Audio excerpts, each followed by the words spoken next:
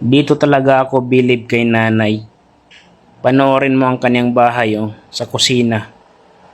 Mayroon na siyang unlimited na tubig na ginagawaan niya ng sapa ang kanyang lababo.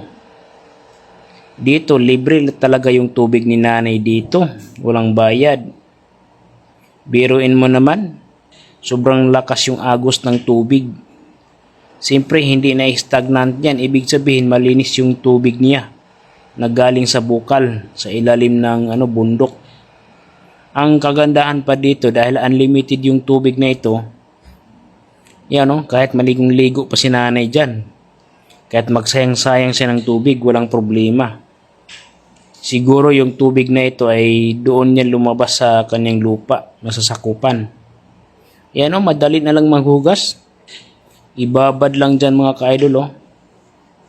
Kasi hindi naman marumi yung tubig na yan. Tsaka pag maghugas ka dyan, madedrain lang siya.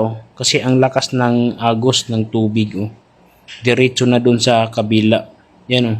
Ang galing talaga ni nanay sa paggawa niya ng bahay.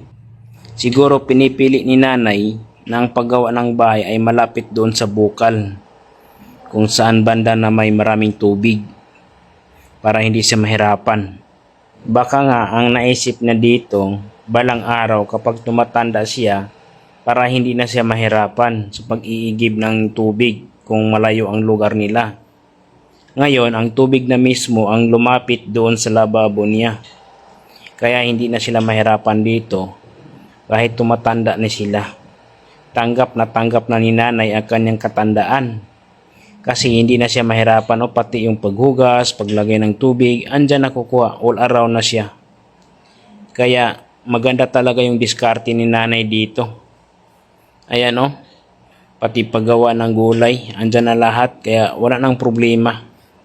Ang nakakatuwa lang dito, bukod sa hindi ka napapagod sa pag-iigib ng tubig, ay talagang tanggal stress mo dito. Panoorin niyo to mga ka-idol.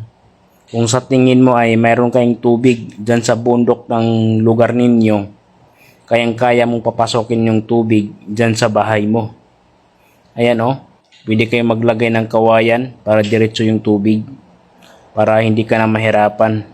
Pati yung maligo, andyan na. Pwede ka nang maligo. Ang bidyong ito ay sa ibang bansa po ito mga ka-idol.